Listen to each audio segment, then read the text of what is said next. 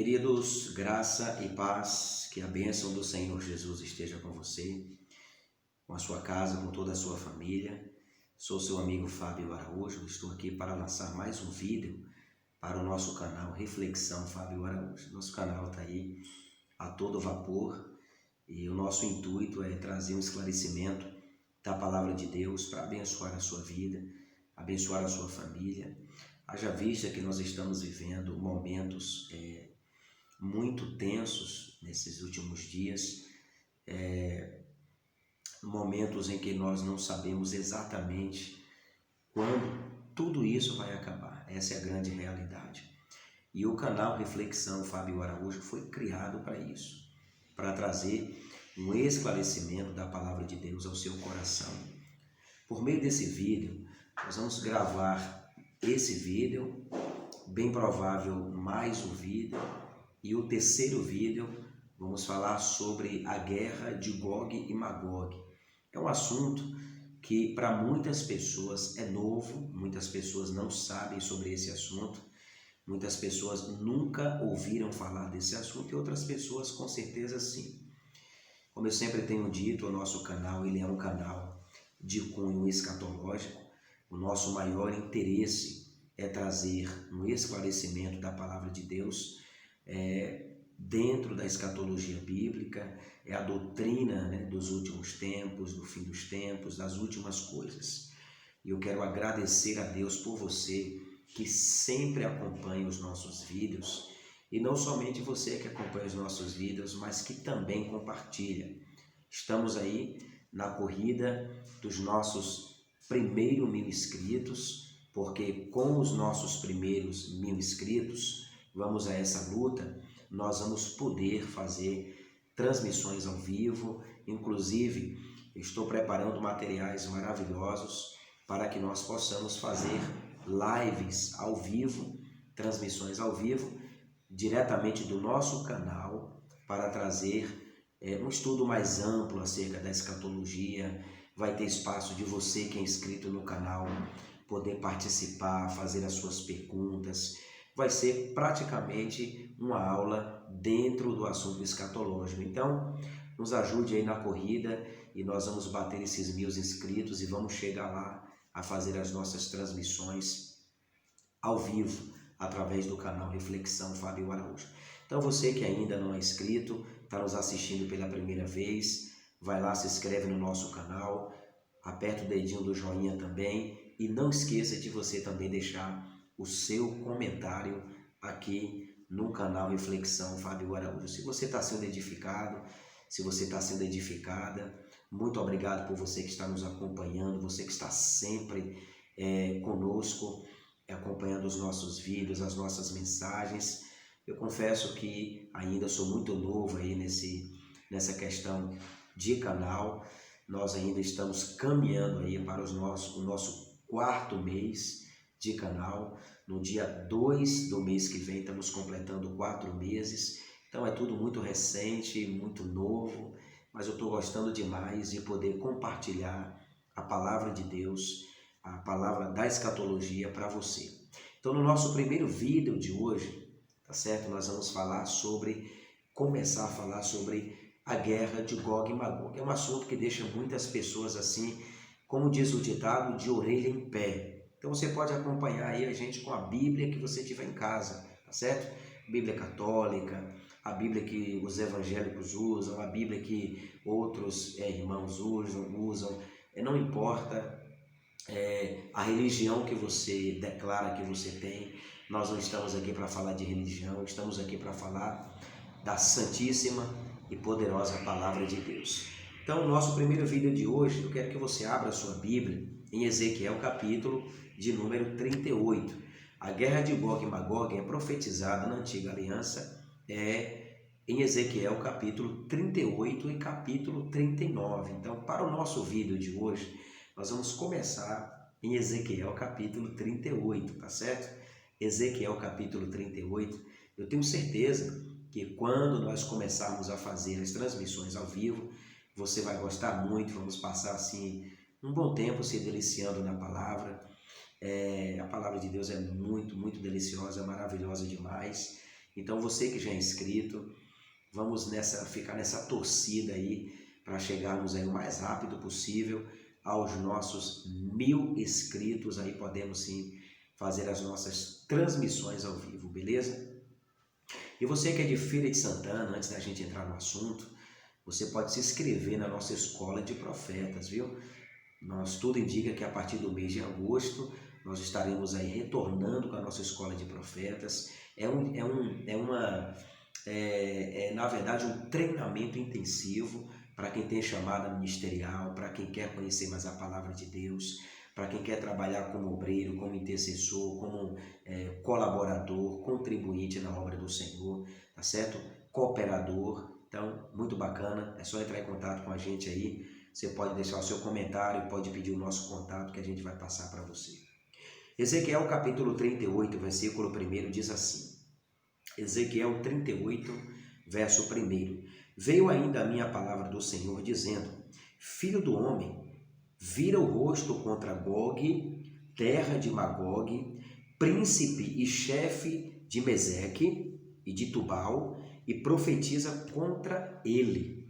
Olha, gente, a primeira coisa que nós vamos aprender aqui é que nós estamos diante de uma profecia que tem cerca de 2.550, 500, 600 anos atrás.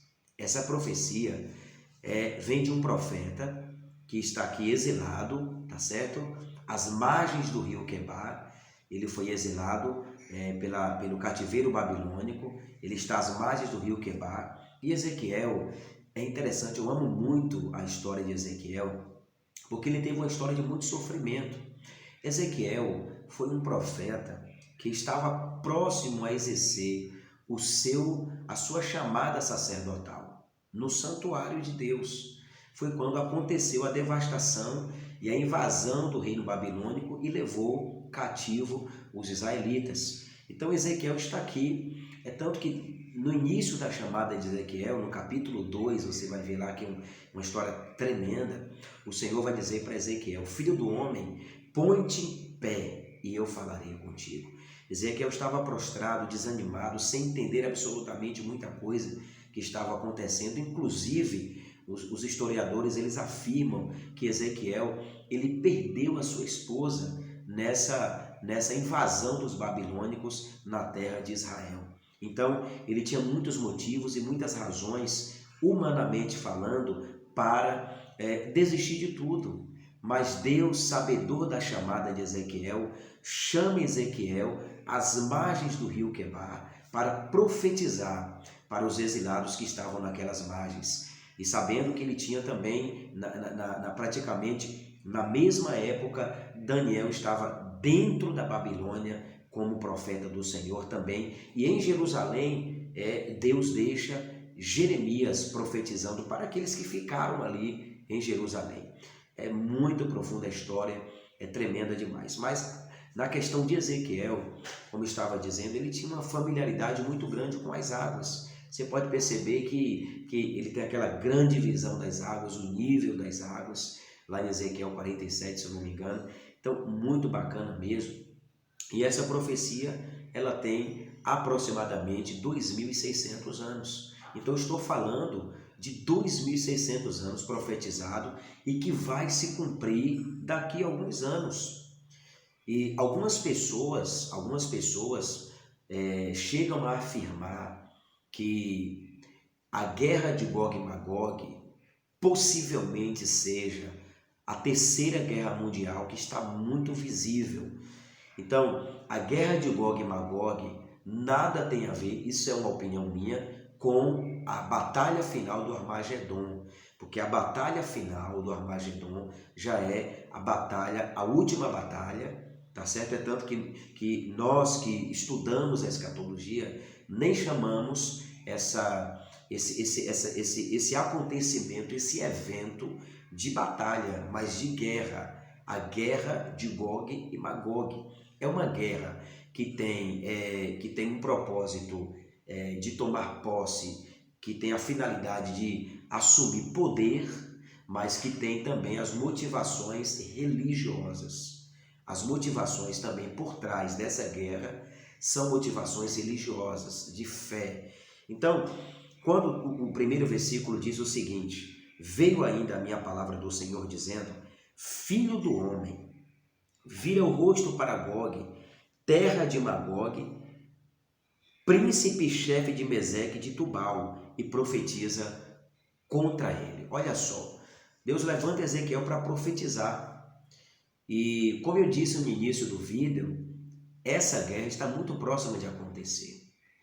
E eu tenho dito claramente que essa questão desse vírus, dessa crise que já se instalou praticamente no mundo inteiro, ela indica uma possível guerra e que poderá ser essa guerra de Gog e Magog. Agora, se até chegar a guerra de Gog e Magog vai acontecer o arrebatamento da igreja, isso é uma questão que podemos tratar nos próximos vídeos, até porque nós vamos falar de Gog e Magog em mais um vídeo e possivelmente um outro vídeo. Então vamos gravar aí talvez 3 vídeos falando dessa guerra de Gog e Magog. Uma coisa interessante que nós aprendemos aqui em Gog e Magog, Magog, Meseque e Tubal eram filhos de Jafé, de quem vieram os essítios, russos, moscovitas e a tribo de Tibareni. Ou seja, na guerra de Gog e Magog, uma das nações e um dos países que vão liderar essa guerra contra Israel e contra Jerusalém é a Rússia. A Rússia será um dos principais opositores. Então, uma coisa que fica clara para nós aqui através desse vídeo é que quando ele diz vira o rosto para Gog, terra de Magog, então Gog é a cidade e Magog é um homem. Então Magog é uma pessoa e Gog é a cidade.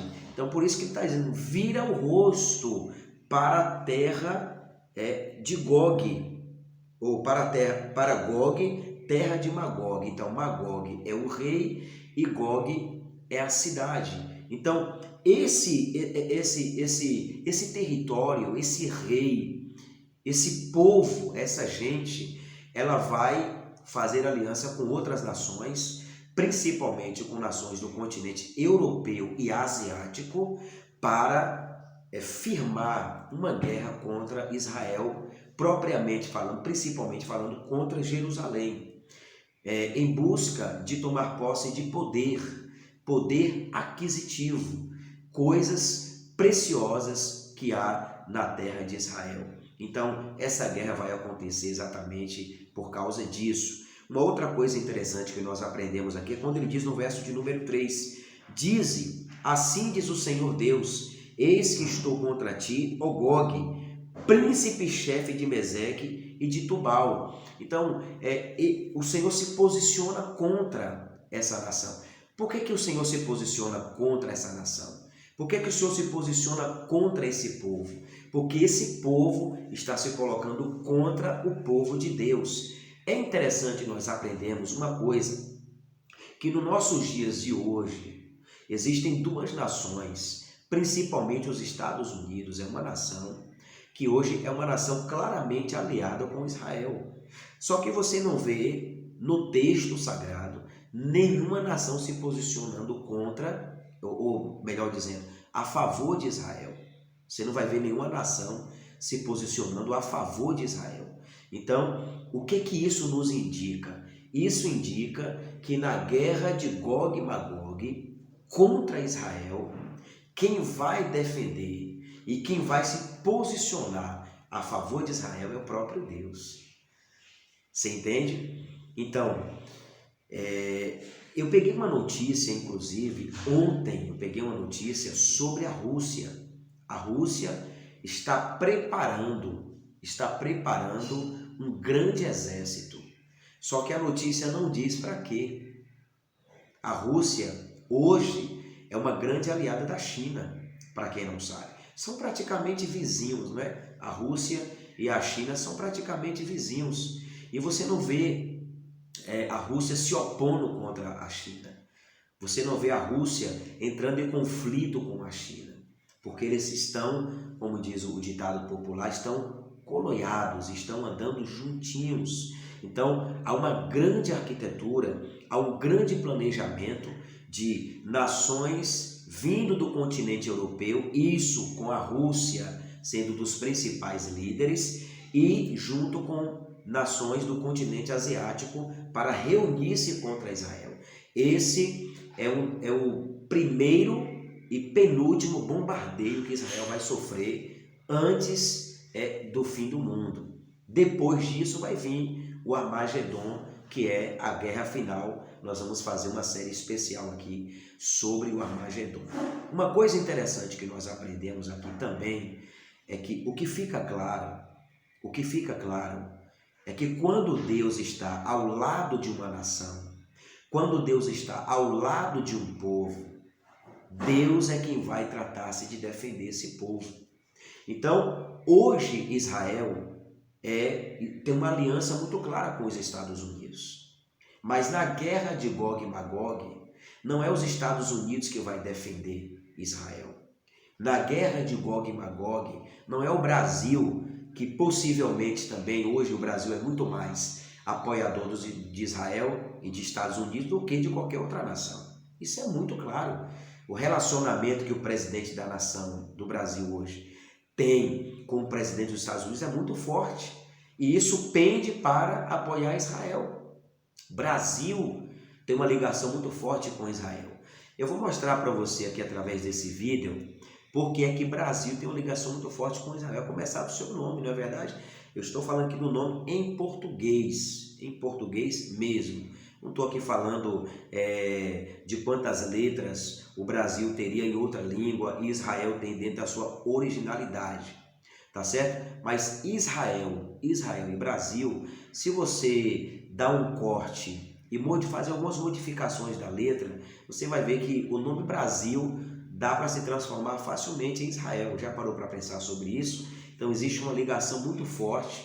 A nação brasileira é uma nação muito abençoada por Deus. A nação brasileira é uma nação que nos últimos anos, que nos últimos dias, ela vai se posicionar fortemente a favor de Israel. Tá certo? Brasil, 6 letras, Brasil, Israel, 6 letras, Israel.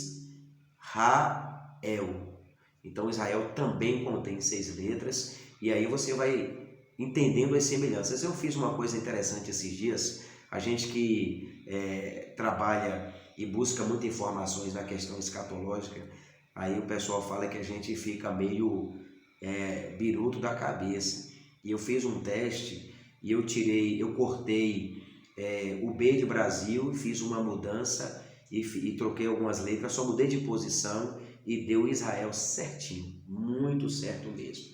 Uma coisa interessante que nós aprendemos aqui para o vídeo não ficar muito longo, muito extenso, é o que ele diz no versículo de número 4. Olha o que o Senhor diz: eu te farei voltar e porei anzóis nos teus queixos e te levarei com todo o teu exército, cavalos e cavaleiros, todos vestidos bizarramente, com congregação grande, com pavês e escudo manejado, todos à espada, todos eu farei voltar. Ou seja, quem vai se posicionar para defender a nação de Israel no período dessa guerra Gog e Magog, que, deixar bem claro, que aqui, na minha opinião, não tem nada a ver com o Armagedon, a última batalha final. Aqui é uma guerra de poder.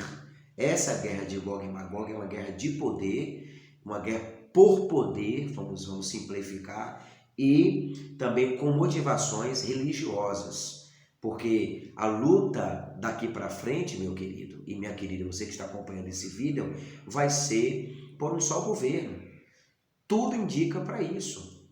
Então as nações vão se posicionar veemente, vão se unir, vão trabalhar junto para que seja estabelecido daqui para frente um só poder, tá certo? Um só governo, uma só moeda e uma só religião, que é o ecumenismo. E o que é o ecumenismo? O ecumenismo é quando você abre mão de acreditar na sua fé, na sua religião, e você passa a acreditar na fé do outro, a buscar, a se unir e abrir mão daquilo que você acredita, e você passa a acreditar naquilo que o outro acredita. Então isso é ecumenismo. Então esse é o trabalho dessas nações, esse é o trabalho do anticristo, trazer a união das religiões, trazer a união de uma só moeda e trazer a união de um só governo.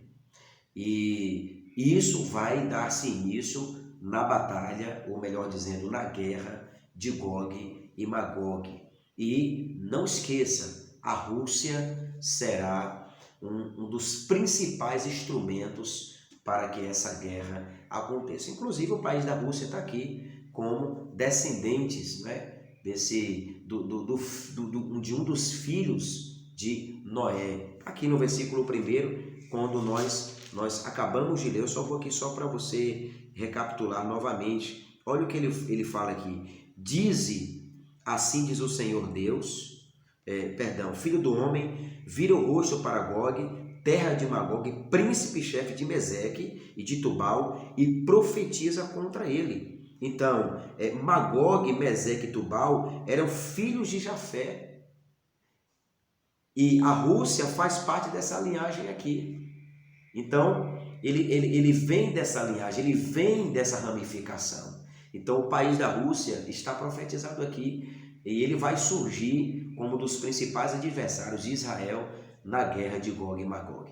No próximo vídeo, nós vamos dar continuidade sobre a guerra de Gog e Magog. Está imperdível e você não pode ficar de fora, tá bom? Até o nosso próximo vídeo. Se inscreve no nosso canal e compartilha. Um forte abraço.